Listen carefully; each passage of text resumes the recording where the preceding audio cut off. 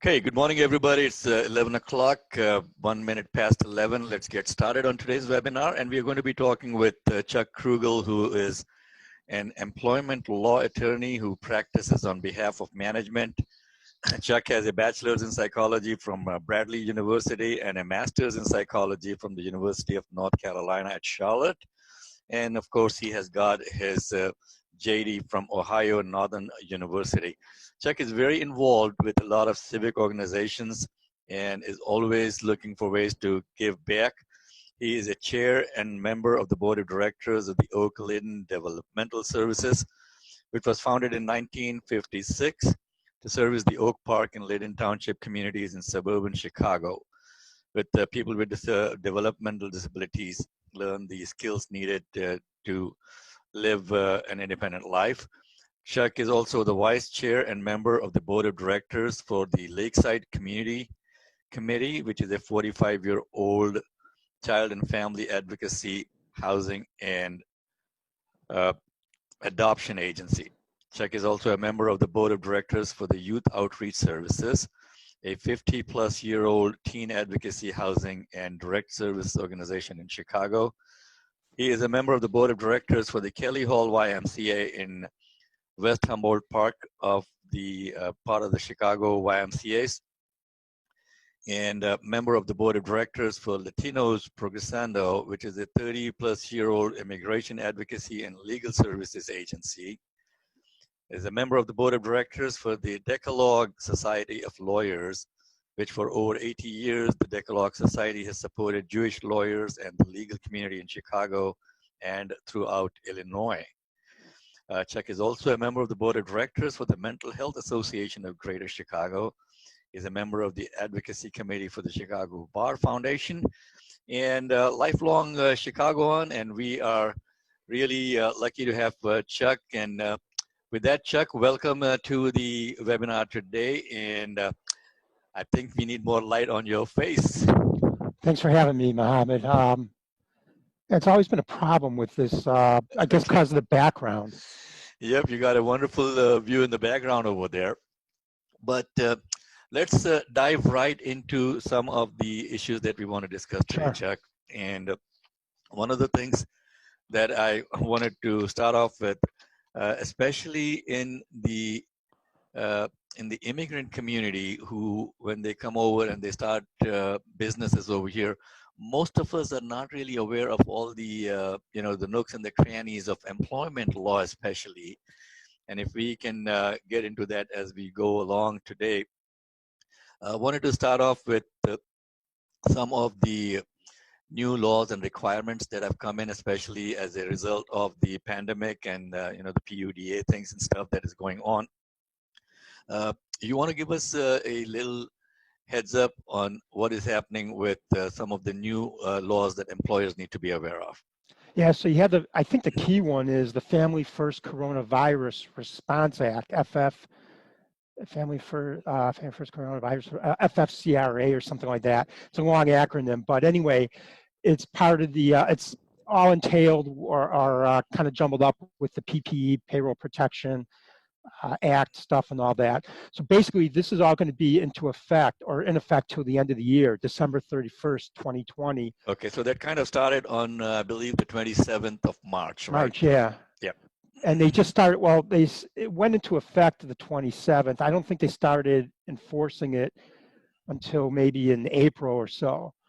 And they actually, I'm not even sure what kind of enforcement they're even doing if they are even doing enforcement. That's just the guidance that they issued, was that the government, the CDC and these other agencies, Department of Labor, said they weren't going to start enforcing it until a few weeks after it went into effect. So, it's hard to say where they're at with that. And it also, I believe, expanded the FMLA, right? Well, yeah, that was one of the key things with the Family First Coronavirus Response Act, was expanding unpaid leave under Family Medical Leave Act into now paid leave, and depending on what level the employee's at or where the employer's at, it could be anywhere from like about maybe half of the pay, regular pay, to about 100% regular pay. It could be sometimes pay time off, not pay time off, and this is all into effect until the end of the year. but it also it directly relates to coronavirus issues or COVID-19 issues. So if the employee is not claiming they have COVID-19 related issues, then the Family First Coronavirus Response Act does not apply to that situation. And as an employer, you are entitled to ask for documentation from some sort of medical provider about that.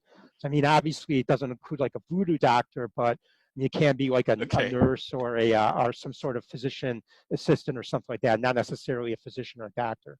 Okay, so let's let's be clear on this. I mean, so this FFCRA does not apply to all employers, right? I mean, if you have less than 500 employees, what happens? Yeah, if you're less than 500 employees, it applies to you. Okay. It doesn't apply to more than 500, but there are hardship exceptions for, I think, fewer than 50 employees or so, but there are and there's hardship exceptions in general where you would have to provide your tax statements or bank financial statements and basically show that with the Family First responsibilities, coronavirus related responsibilities, you would go out of business or be significantly hindered from operating.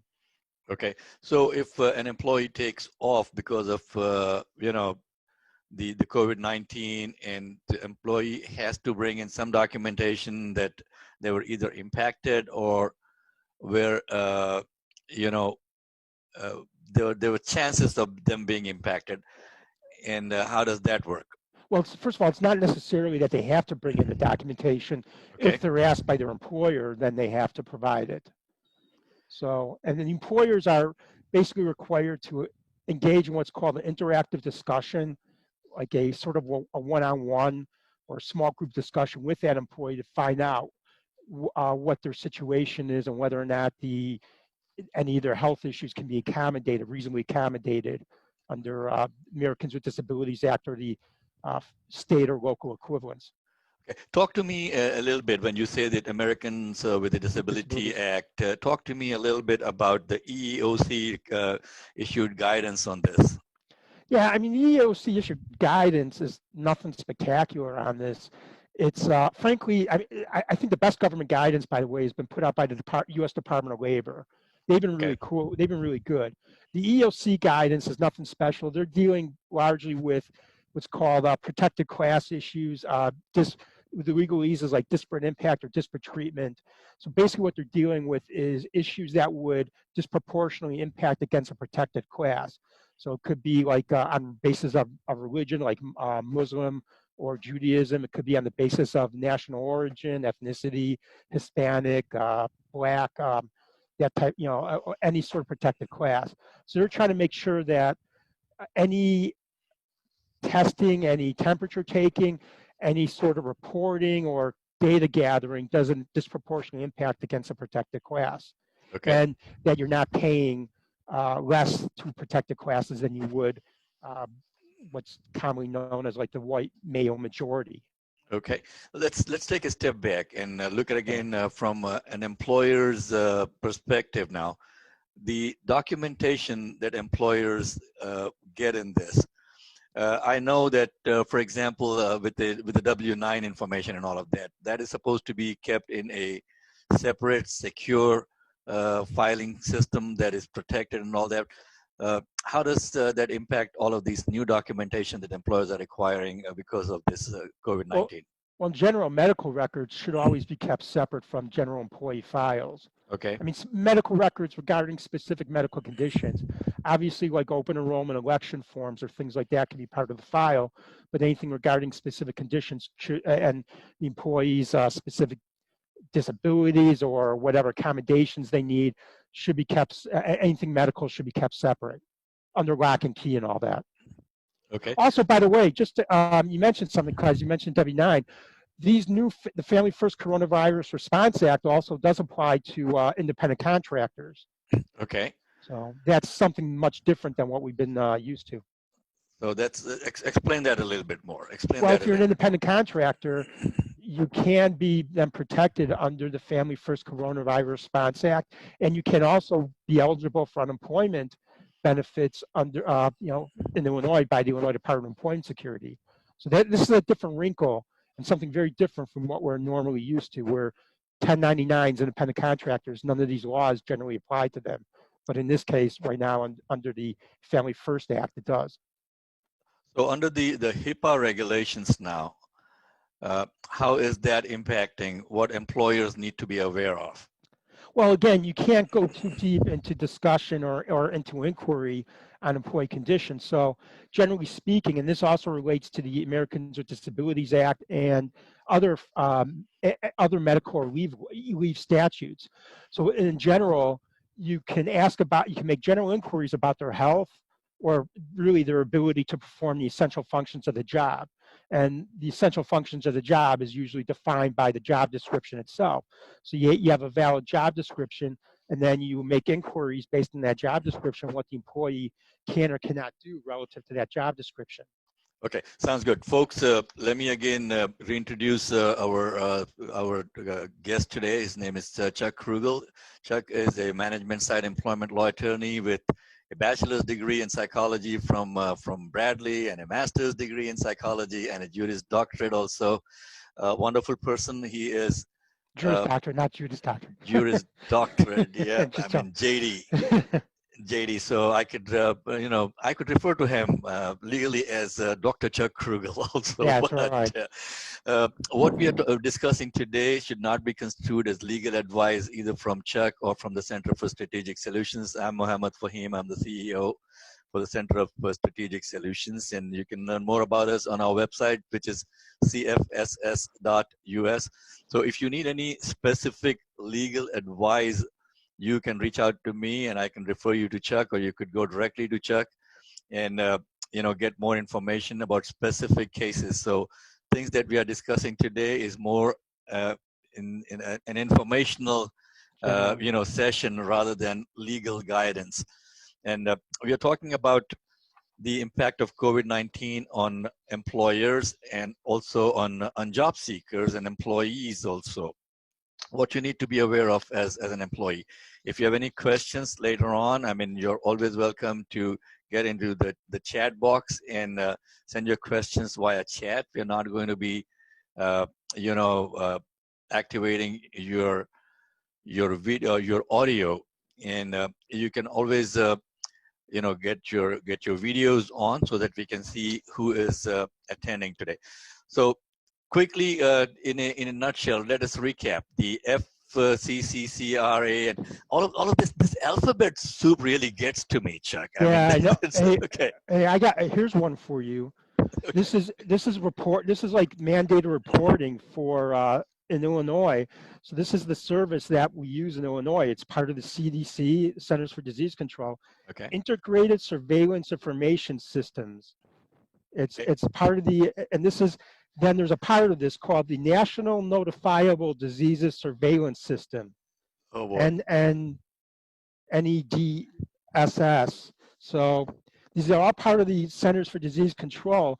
And then Illinois is all 50 states subscribe to this. So in Illinois, it's called the Illinois National Electronic Disease Surveillance System. How ominous is that sounding is that? So, okay.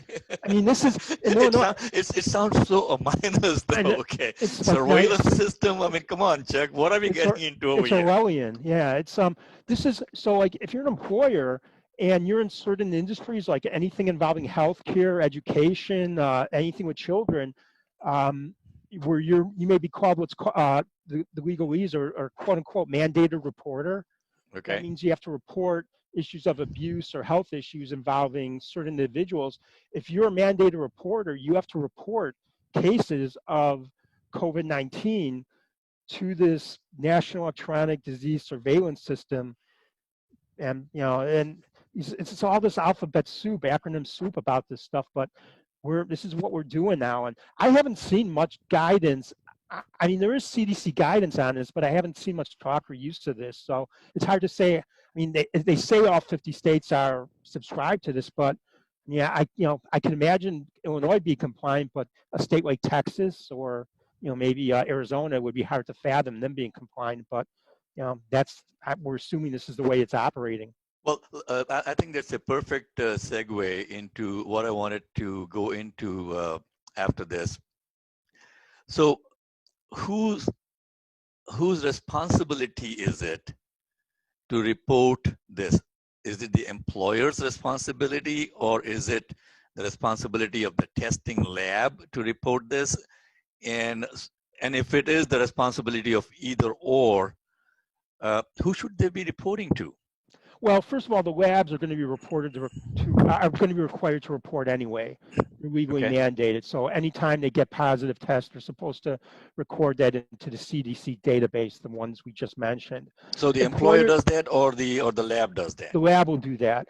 The employer could be required. The employer reports too for any workplace-related occupational diseases, like with OSHA.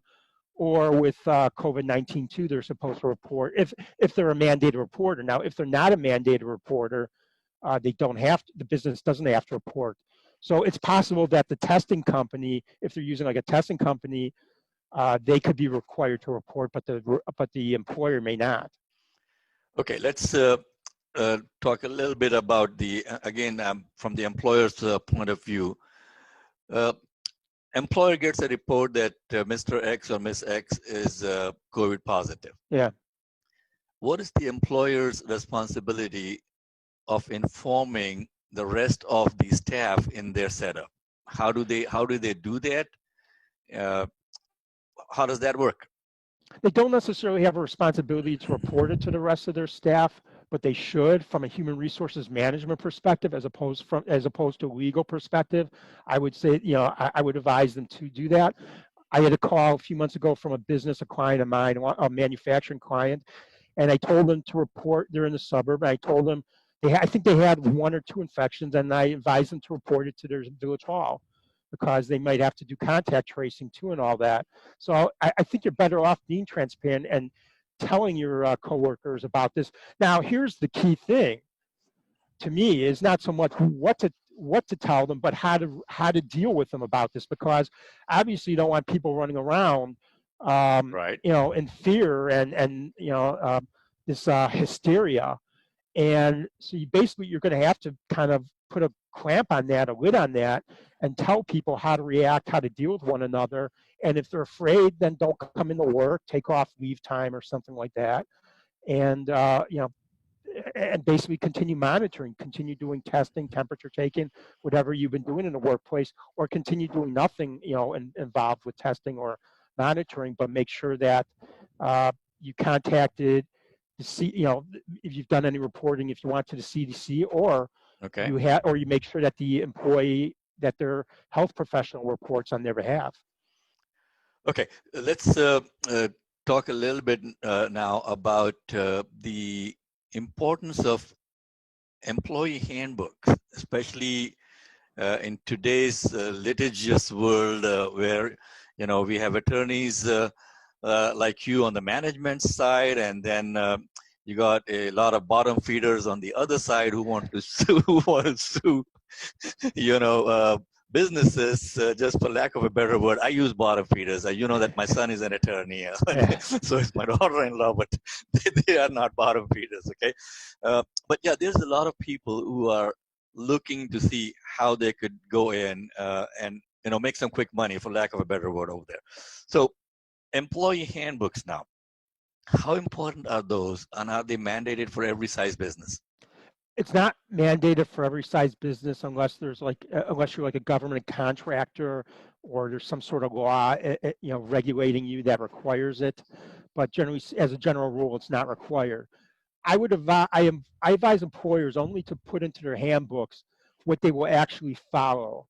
So if they only put in content that you intend to comply with as an employer, because frankly speaking, if I have to go before a judge or a jury and we have to testify, or we have to explain to them that they have a handbook but they never followed it, that's going to look a lot worse than not having a handbook. Okay. So that's the general rule about it. Now, if you want, you could get as specific as you want to be.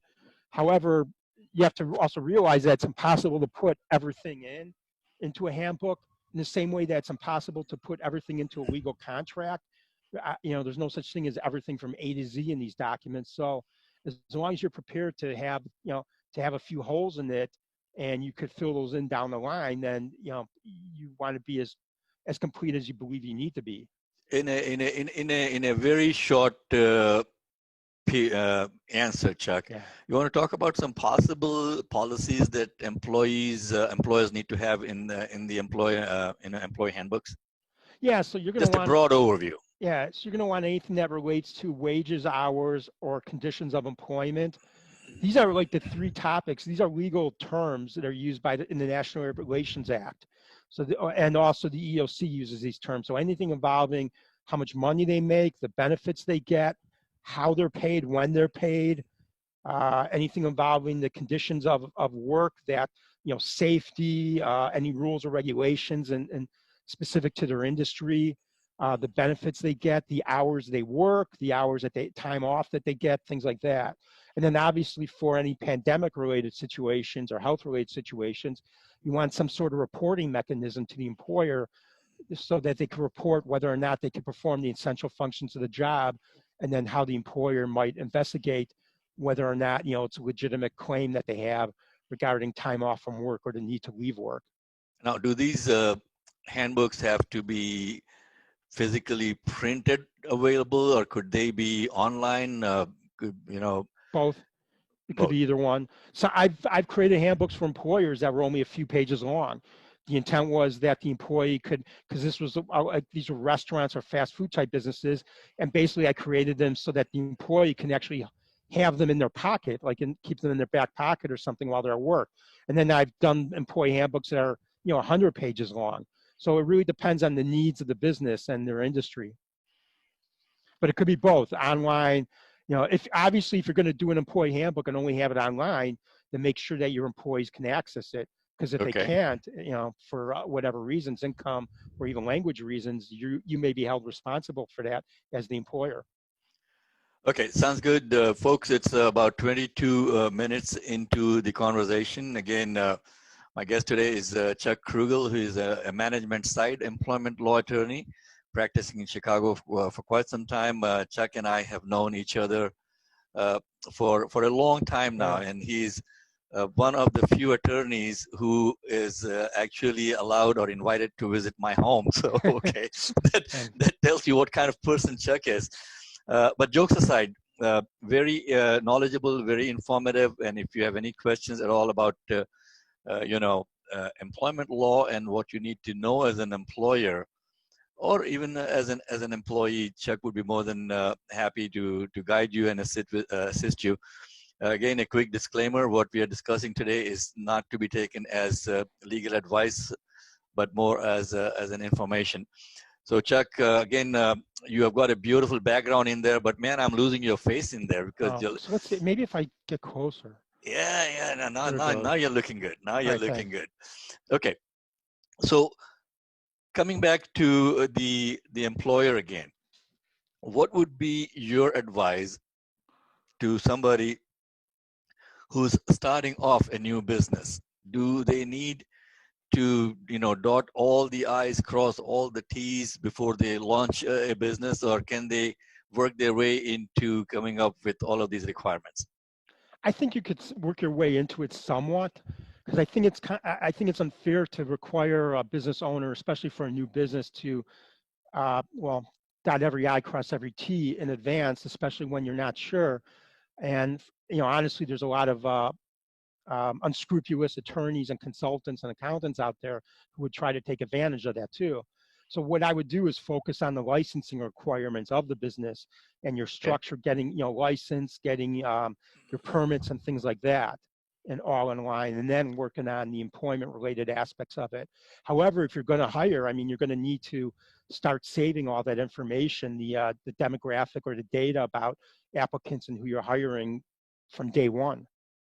And you're going to have to make reports like to the Illinois Department of Employment Security and all that, from day one too.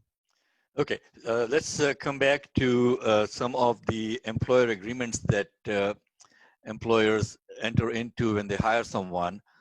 Now, with these new rules and regulations coming into place, are there any requirements that those agreements have to be modified to reflect, the new rules? Yeah, well, first of all, even before the new rules, I would have said that 75% of all employment agreements I see were unenforceable or had or had clauses, a significant number of clauses that were unenforceable. 75%, Chuck? And that was before the changes. So now we have these Holy. new changes in the law that are basically making these agreements illegal to a large extent. So I would say now 90% or more, at least 90% of these agreements are unenforceable. It's a change that went into effect in the last year. So basically, it's you have these non-competition or these restrictions against non-competition agreements, confidentiality, that type of stuff. So I would, as an employer, I would only implement those on an absolutely necessary basis. And when I say absolutely necessary, I'm not talking about like you have anecdotal evidence to support that you need this. I mean, you have real evidence, quantifiable or whatever, or qualitative evidence that is going to support your need to have these types of agreements. Wow, that is scary. It's an exhaustive analytical process. And I can tell you one thing: if you're an employer and you're looking for a quick way to go about this, there's no such thing. So if you're looking for a quick way to implement an agreement or get an employment agreement, you basically have to go in with the thought that it's not going to be enforceable, and I don't care if it's enforceable or not. It's basically just say you want to put your employees on notice that we're watching you. Oh boy, that is scary. From an employer's perspective, folks, again, be aware that the agreements that you have in place. Definitely, I would like to advise you to have someone, an attorney, preferably look at them and see if they can be updated. Or if you can't afford the attorney, then just get rid of them. Yeah. Okay. Okay. If you can't afford the legal analysis to find out if they're correct, then you're probably better off without the agreement. Okay. As long as you understand it's unenforceable. Too, or yeah, I mean, if you decide to. So can you give me some quick examples of what could be unenforceable? I know about the non-compete things. I mean, those have forever. There's been challenges to the non-compete agreements. So, all right, not looking at the non-compete, but like a confidentiality agreement. So let's say you come into contact with the employer's clients, and you make small talk with them, you know them, maybe they've invited you to personal stuff, and you go off and start your own business, and now you want to bring that client, the one you've established a personal relationship, to you. So it's possible that the employer can restrict that with a valid agreement, but more likely than not, if the terms, like for example, if they create a blanket statement that you cannot pilfer or poach any of our clients, that is probably not enforceable. Okay. If you make a statement saying you cannot poach client X, Y, and Z, and specifically state why, then you have a higher degree of enforceability, a higher probability of enforceability. A lot of it has to do with specificity and the narrowness of the clause itself. I mean, the key, the one that always comes up is in the non-compete part, where it says like you can't compete against us for 1 year or like across the country. Right, and it has to have a specific time bound and a geographic area, right? And usually I would say 6 months is like the most, unless you could come up with a really compelling reason why to have more than 6 months. But generally speaking, I would say that 6 months is the most. And then maybe if you're a local employer, like in Cook County, then you would want to restrict it to geographic limitations to Cook County, or at the most, maybe the state of Illinois. Okay, so discussions between the employer and the employee, are they protected by any chance? I'm thinking of the room where it happened. It's just coming out now. Okay, but jokes aside, again, I mean, is there anything like that the employer can hold on to? Like, hey, I never meant to say this to this guy, and now he's going around saying that I said this. That you mean the employer. Any health-related information is generally protected information, or anything about, health-related, family, medical stuff. So, health information related to the employee and health information related to the employee's family or their dependents is generally protected. So, an employer cannot just go, be a loudmouth about that type of stuff. Okay, also, the employees too. Yep. I mean, the employees are restricted in that regard also. Okay, it's about 30 minutes into the conversation, folks, and we'll be finishing off in a few minutes. I mean, we can go on and on forever, but I know that It's a working day today. A lot of you are taking time off to join the discussion. This would be available later on, and we'll be posting this on YouTube also, so you can go back and refer to it. Let's recap in what we have discussed today so far. So, importance of employer handbooks, importance of keeping them updated to reflect the current rules and regulations, the obligations that an employer has or does not have to report this COVID-19 positive cases to any governmental agencies, and also to their staff that is there. And basically at this point, too many alphabet soups are coming in, and some of the things that you told me about the agencies that this has to be reported to, oversight or surveillance. Yeah. Those are scary words, Chuck. Yeah, I know. It's bizarre. These were, I don't think that they were intended to be ominous. I just think these were created kind of haphazardly.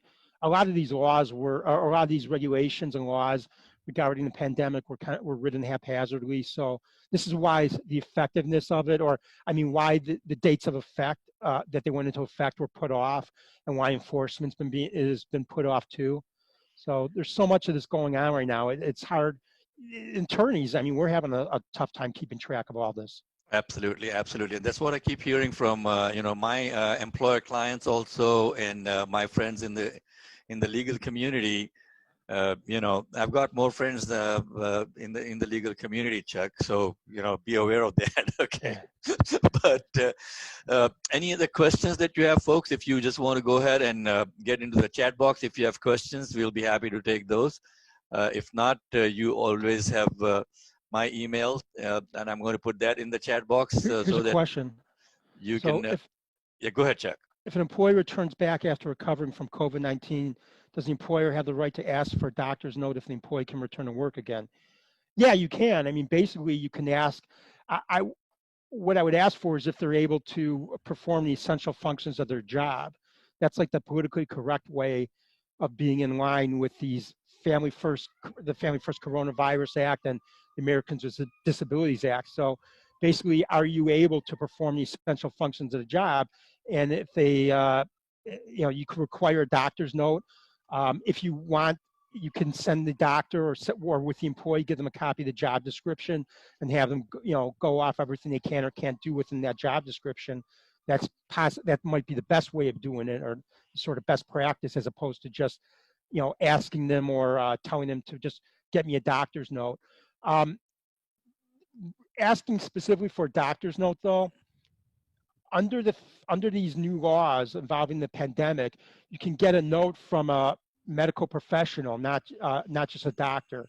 So in the past, under some of these other laws, like the ADA, you're allowed to or permitted to ask for a doctor's note, but under this new statute, you can only ask for like you're not required just to go with a doctor, but you could take like a physician assistant, medical assistant, a psychiatrist, psychologist, whatever. Okay. So, folks, again, please be aware that the rules are changing almost constantly on a day-to-day basis. Yeah. There's no real, clarity at this point, is the best way that I can put it, as to what the obligations are and what are the implications of not following these things. Also, there's no single source for information. There's no single source. There's no single source, and that's what. When I reached out to you first, I had asked the same question. Who's responsible for reporting? Who do they report to? What happens if they don't report? At this point, if you have any questions, anything that you feel that you need to know, feel free to send an email out to me, and I will reach out to the right resources to get you some answers. And I have put my email in the chat box. And we will be finishing off in the next 5 minutes. Again, in the interest of keeping it short and to the point. Just don't want to go on and on and on. Chuck and I have been talking about different aspects of the unemployment, requirements and employment filing and others in the previous webinars that we have done. Chuck, you want to quickly update us as to what is happening on that aspect now. Again, Unemployment? unemployment IDE is under the scanner. I keep on hearing, There's lawsuits being filed against them. I just saw it in the paper today that there's you talk about these like bottom feeding attorneys. There's attorneys out there now who are yeah, suing and filing they're going to file class action lawsuits against the state yes, for their unemployment comp administration. I heard that yesterday also, as the challenges that the system is facing. The system was not set up to address these kind of issues, Chuck. I mean, I worked with Illinois WorkNet for a long time, you know that, and the system just was not set up to deal with the volume of claims that are coming in. 1.5 million, come on. Even if you hire 300 new people, by the time you train those people to address those issues, the laws are changing again, and the numbers are going crazy up and down. You know that the unemployment numbers that are reported are not the correct numbers. Yeah. Okay. I have written a huge article on this as to how those unemployment numbers are calculated. I mean, that is the most screwed up thing that I have seen in my life, is to come up with the unemployment numbers. 10%, 3%, 4%. The systems. That whole system is messed up, folks. So don't believe those unemployment numbers that you read or see on a monthly basis. They just take 60,000 households on at random across the country and ask them some dumb questions to come up with the unemployment number. With that, any more webinars on EIP? Those who did not receive, what is that? Chuck, you want to address that? I don't know what EIP is. Okay, you want to, Fawzia, you want to go ahead and tell us what you mean by EIP? We'll wait to hear from Fawzia. If not, we will address that again. By the way, there was a question, and for some reason I was only able to send an answer privately, but somebody asked, you mentioned changing laws frequently, please list resources we can refer to. And the U.S. Department of Labor, they've put out a lot of really good material on this and pandemic. I think they're like, from the employer standpoint or workplace standpoint, they're probably the best I've seen so far. Okay. And then the Centers for Disease Control, and in terms of the biological or the actual medical info. So what I could do here, Chuck, is if you can send me a list of those resources, I'll post that on our website, the cfss.us website. And obviously, I'm pretty sure that we'll give a link to your blog also, and you keep that updated all the time. I've seen that. Yeah. So that's end up for the day today. It's about 38 minutes into the conversation. Again, thank you so much. Guest today has been Chuck Krugel, management side employment law attorney, very informative, very knowledgeable, very giving person.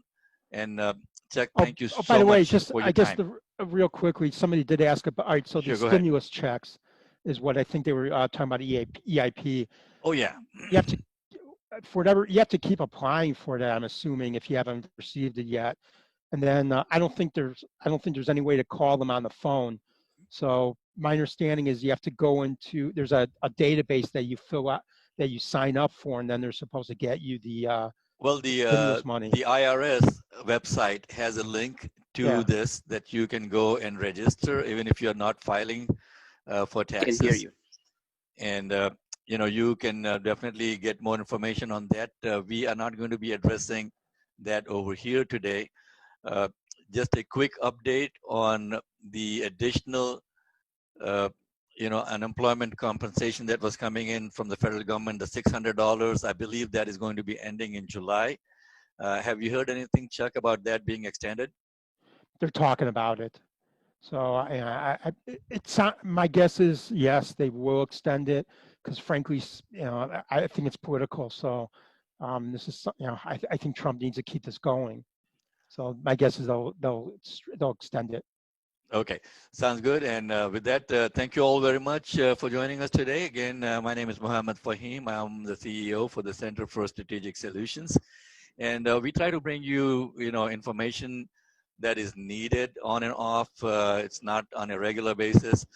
But if you have anything that you need to be, need to know more about, feel free to send me an email, and I will reach out to the right resources. Our guest today has been Chuck Krugel, management side employment law attorney, a lifelong Chicagoan, and a great person and a good friend. Thank you, Byron. everyone. Thank you, Chuck. Thank you. Take care, everybody.